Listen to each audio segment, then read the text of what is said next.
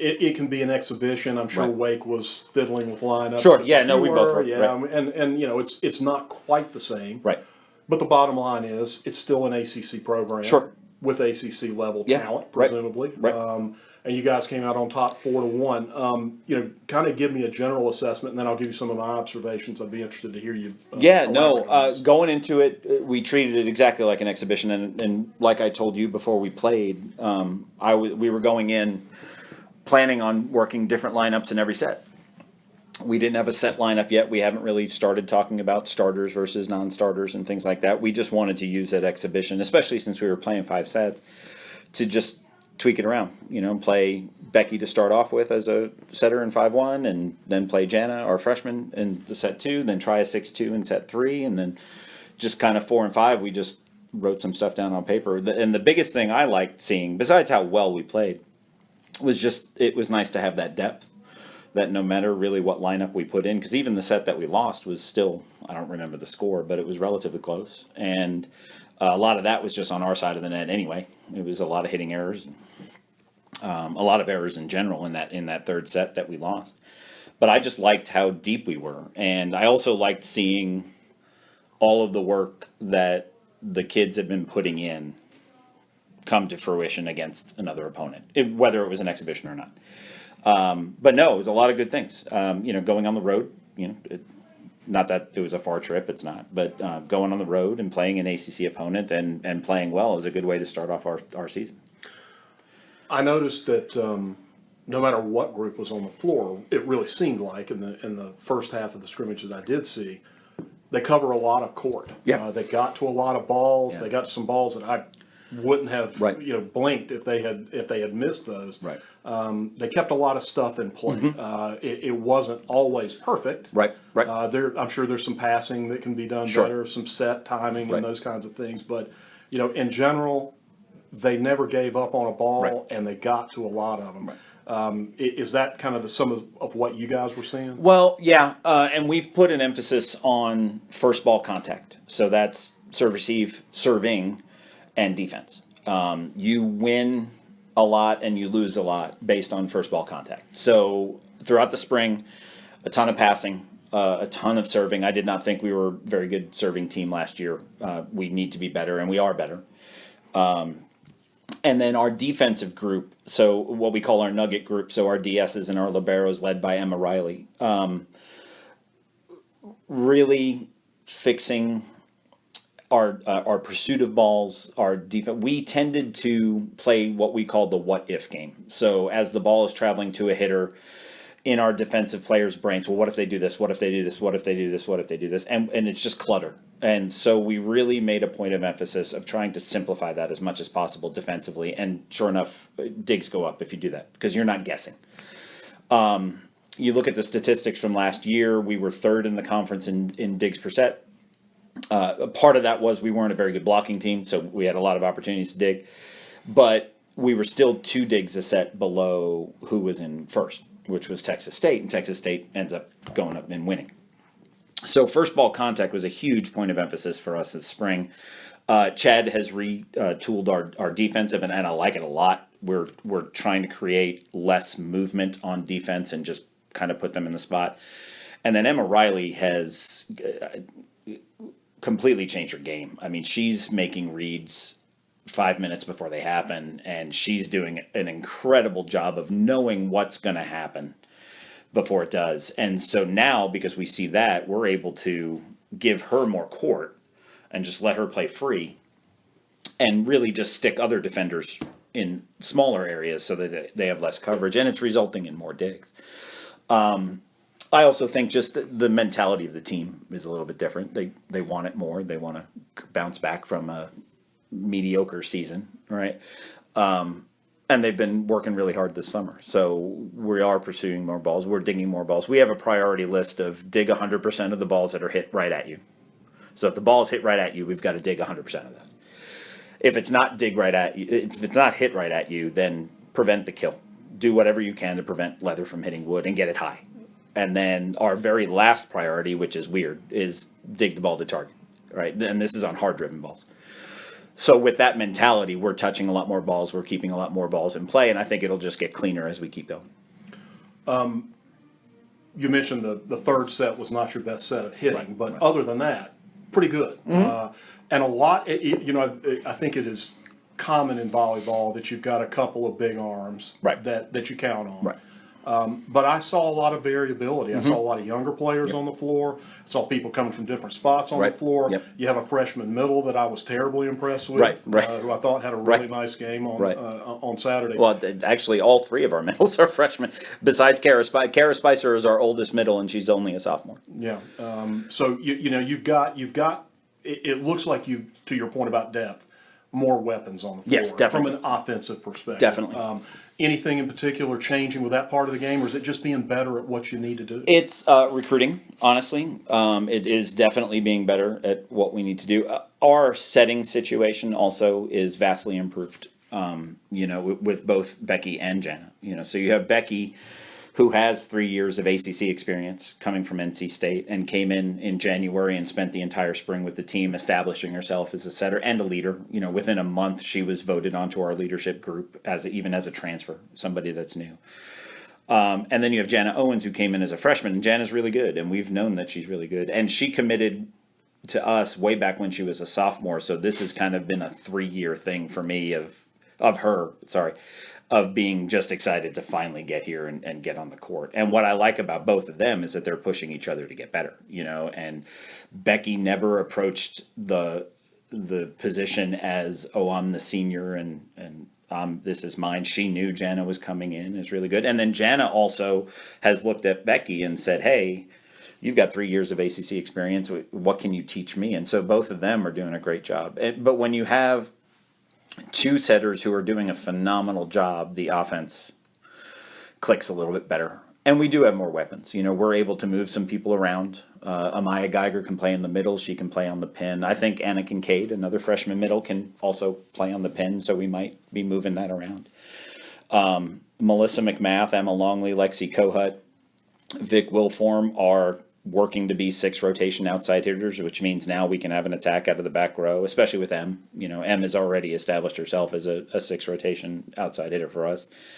And now we're getting more consistent with a back row attack with her, which just gives us another offensive option. So, yeah, we just have a ton more weapons. But a good chunk of that is just, Chad Taylor and I getting out there, and Chad doing a really good job setting up our recruiting and bringing in this class. Because I think this freshman class is going to be – I heard a couple of our upperclassmen talking the other day about – they're excited to know what these guys are going to be like when they're juniors and seniors, because I think that freshman class is going to be really good. You talked a little bit about culture in a program and some of the things you're trying to build. Huge. And it's huge. It's been a couple. You've had a couple of rough years. Yeah. You had a great leadership group move out a couple of years ago. Yep. You were going through that transition of leadership. At the same time, you dealt with some stuff that's just kind of shrug your shoulders. What are you going to do with injuries? Uncontrollables, another right? thing, yeah. And that happens in every sport. Sometimes it seems like it happens, through a fire hose as opposed to a sprinkle. Right. But now you've got better depth, new blood. Seems like a lot of camaraderie and chemistry. I noticed it on the floor Saturday. Right. You never saw anybody questioning. You never saw any conflict between anybody. It was always people picking each other up. Right. So, talk about where you feel like the culture is right now, and the significance of maybe going through some tough times and applying the hard lessons from that. Right. Well, I have been the stubborn old coach, and I've finally gotten smart. Culture is everything. It is so much more about relationships and connections and the culture of your program than the X's and O's. The X's and O's will probably take care of themselves through the coaching process during practice and things like that. But if you don't have a good culture, you're not going to be a good team. And I was stubborn, and I held away. I kept away from it, and I finally got smart and realized I'm surrounded by a great group, staff and players. It's one of the best groups I've been around in a while. And not that former players, they've all been good, but this group is a great group. Every day they work their butts off Do we have to kick them in the butt every now and then? Yes, but I think when you talk about that leadership group that graduated a few years ago, we still had another great group behind them, but they were kind of in the shadow of that group of seniors who had done amazing things here. And I don't think they ever, and this is my fault as the head coach, I don't think they ever were taught how hard it was for that group, how much that group had to work. It was not easy. Yes, they were extremely talented, but the amount of work that those four, Paige and Em and Mo and Jess, the amount of work that those guys put in to maintain our culture was astonishing.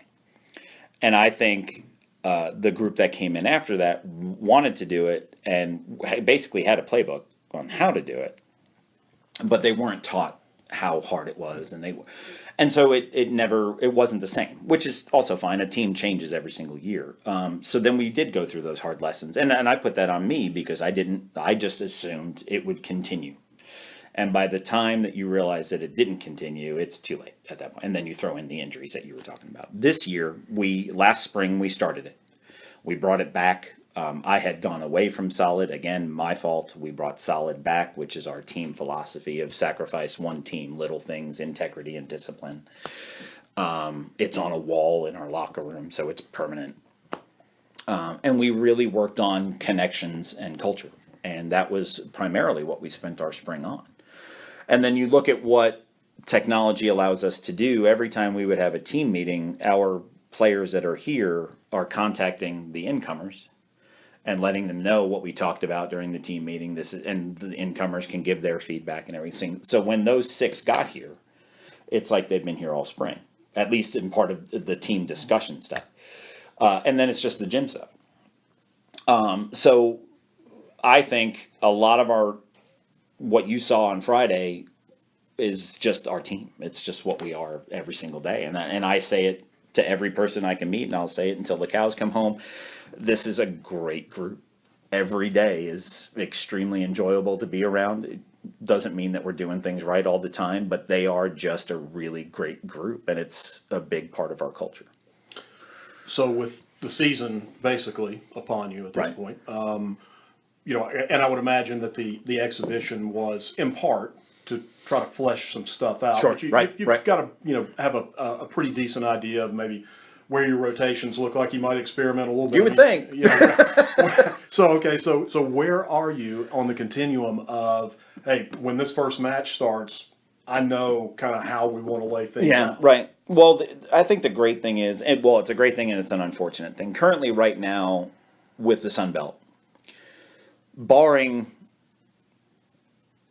really good scheduling and really good results, we're still a 1-bid league right now. So now you've got the NIVC, though. You've got the volleyball NIT, whatever you want to call it. So there is another postseason opportunity. So technically, we do have 2 postseason opportunities. We have the NCAA tournament, which is our ultimate goal. But then we also do have the NIVC, which we also get hopefully, I think if numbers, we have an automatic qualifier for it. So the non-conference season matters. We want to win every single match that we play. But we're still going to be toying around with some things, And the nice thing is, and it makes it harder for us as coaches, the nice thing is what we saw on Friday was we're really deep and we can mix and match. And we might be able to still do that this weekend also, depending on, we know nothing about our opponents except for what they've done in the past. And that's always a first weekend thing. You have no film, you don't have stats, you don't have anything to scout on, you have no clue. So we just go into our first match on Friday kind of the same way we went into the exhibition of, okay, well, we're going to see this lineup. Now, we have tomorrow, Wednesday, and Thursday to flesh some stuff out, and we probably will. But we can still toy around with some stuff during the non-conference. And then when we get into our second weekend and definitely third and fourth weekend, we better be ironing out a lineup, because then after that fourth weekend, we go to the Georgia schools, I believe. And then we start Sun Belt play. Yeah, we go to the Georgia schools, and then it really matters. So Friday matters, absolutely. But when we play Georgia Southern on September 21st, it really matters. And that's our goal, is to do as well as we can in the Sun Belt.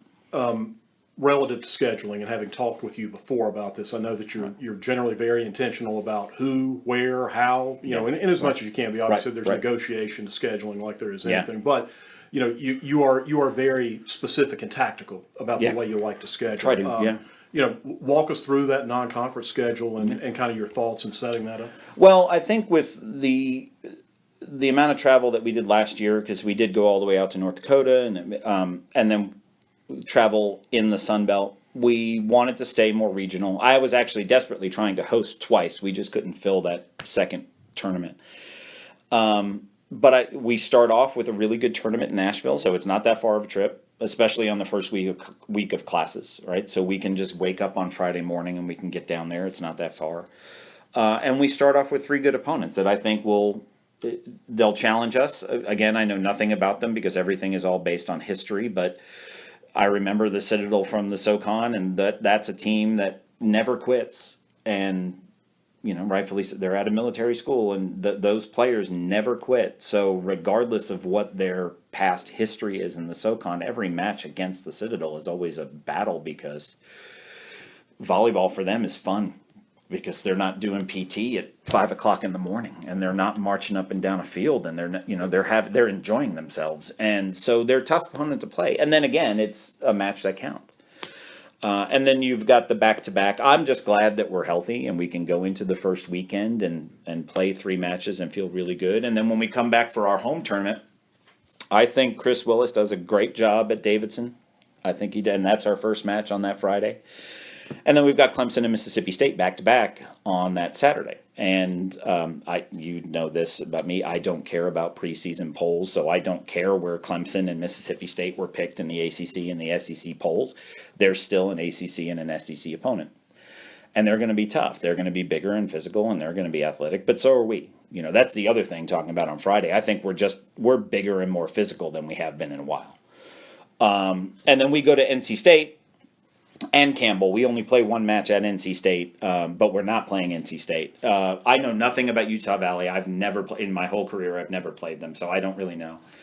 And then Wright State and Campbell at Campbell on that Saturday. But I like our non-conference tournament, non-conference schedule, because it's a good mix of mid-majors, and then we have 2 P5s thrown in there. And then I like how, and this is just luck and how it worked out going into conference play, on that 4th week, we decided not to play a tournament. Us, Furman, and Winthrop, the 3 of us were talking about doing a tournament, and we were kind of figuring it out, and we just couldn't get a 4th team. So then the 3 of us, me, Michelle, and Chuck, just said, well, why don't we just play each other, and we'll do it Thursday and Friday, and then all of our teams have that Saturday, Sunday off before we start conference play. So we'll play against 2, and we have ETSU on that Tuesday too, but going into that weekend, we'll play 2 quality opponents and then have a couple of extra days off before we start our conference play, and I like that. I like our Sun Belt schedule. We play 9 at home, 7 on the road, so we only make the Texas trip on the west side. The Arkansas schools and Louisiana schools come here. So in terms of travel, that's nice. We actually and I didn't even see this until Chad Taylor and I went on our staff retreat, but we actually play the entirety of the West in the first half of our conference play. So in late October, November, we're only playing the East Division, so we can focus on the division that quote unquote matters, in terms of getting into the Sun Belt Championship. So I like that. We knock out the West right away, and other schools on our side are going to have to play the Texas schools and the Arkansas schools and Louisiana schools later on, and we can just focus on the East and solidify our spot as one of the top 4 to make the tournament going into Georgia State. So I like the way that panned out, and like I said, I didn't even know that was happening until we went on our staff retreat a couple of weeks ago. When you talk about non-conference, back to non-conference schedule, playing teams you're familiar with versus teams you're not. Right. Talk a little bit about that. Is there some, I don't know, is there some liberation to playing somebody you've never played before, because you say to yourself, hey, I'm not going to worry about over scouting this. We're just going to try to do what we do the best. Well, and we're going to do that. That's kind of a new thing that we're doing anyway. We're going to do that more this year anyway. We're going to put more emphasis on our half, even when we do have tons of video and stats and everything on our opponent. The other thing is, in going to scheduling is an absolute nightmare. It's scheduling now is just such a pain that sometimes you just have to go into a tournament and say, I don't care who you have. I need to fill this week, because a lot of the quote unquote upper teams that are going to be in the top 50 in the RPI are scheduling solely based on the RPI. So they are so focused on who's at a tournament. In fact, we were in a tournament that we got kicked out of because a team wanted to commit and we weren't high enough RPI. And I get it. I understand it completely. My argument was that we were already in that tournament, so why are you kicking us out? But that's where scheduling has gotten. And so if you are one of those top 50, top 75 RPI teams, you're so focused on that number because the NCAA committee has proven that that's solely what they're going on for at-larges. With other ones, it's just, I just need this weekend full and whoever you have. So when you talk about a team like Utah Valley, I've never played them before in our lives, but it was NC State said they needed another team. They're only 245 away. I call them, hey, we're in. It's an easy trip for us. I don't care who you have. As long as it's not Nebraska, Stanford, and Penn State, I'm coming.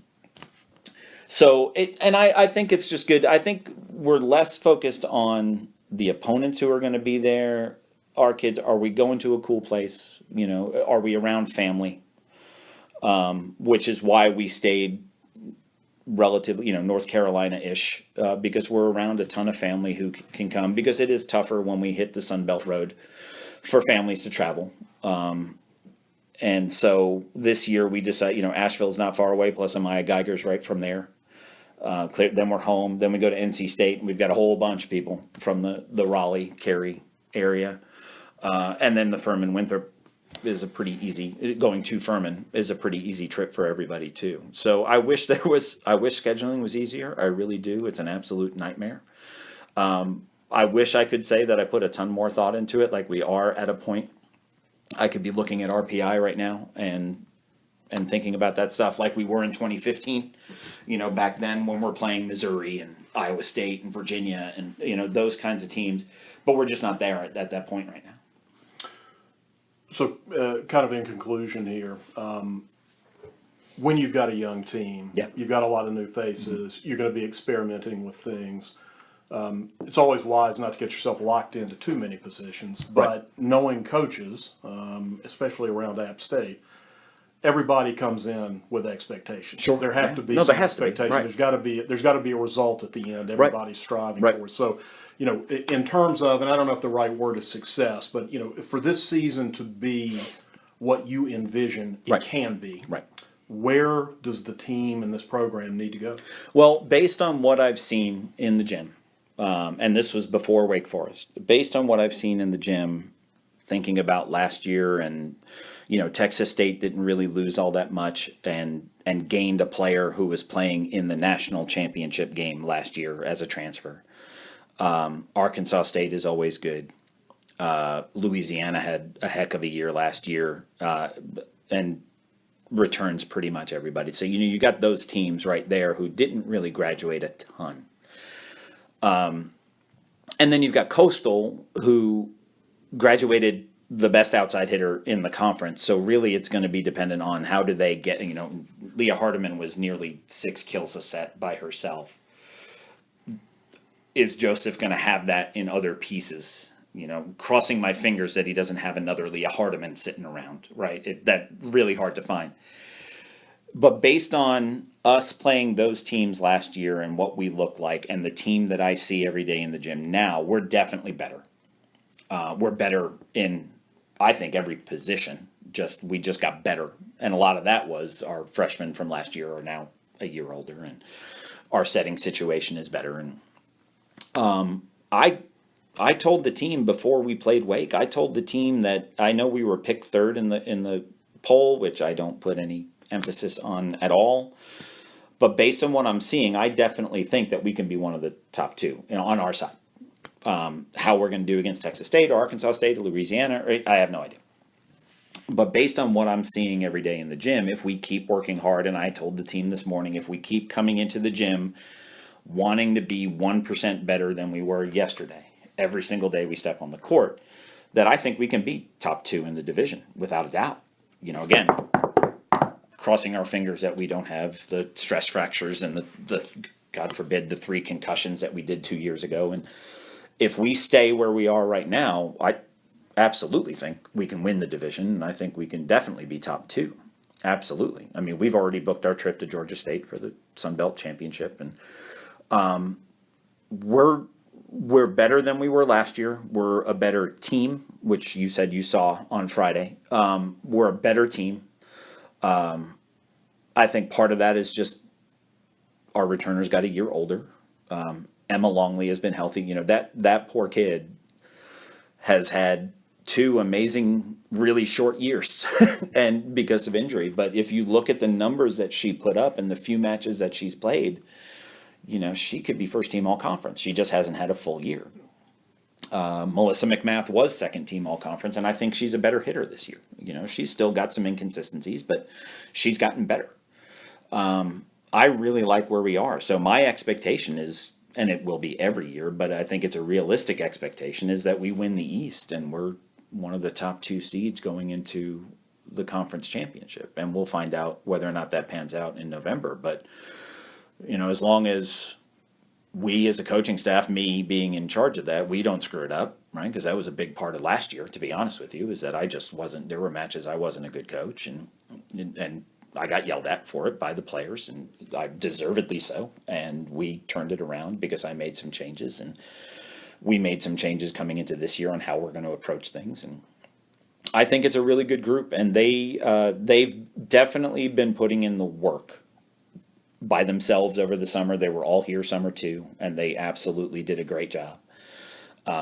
Coach Glass, new strength coach, is kicking their butts, and we're seeing results out of that. And I think that area has vastly improved, because we were kind of in turmoil over the last couple of years because we've had a lot of turnover in that spot. And Anthony's really, really good. And I think it helps that he trained Taylor, because he was at Ohio State and he was Taylor's strength coach. So when Taylor can look at the players and say, this is going to be our new strength coach and he's going to kick your butt, but you're going to love him, that the team completely invested themselves into that. But my expectations are we're playing in the middle of November down in Atlanta, and I'm hoping that we're one of those top 2 seeds and we get that bye all the way into the semifinals, and we're going from there. Good deal, man. Cool. Thank you, sir.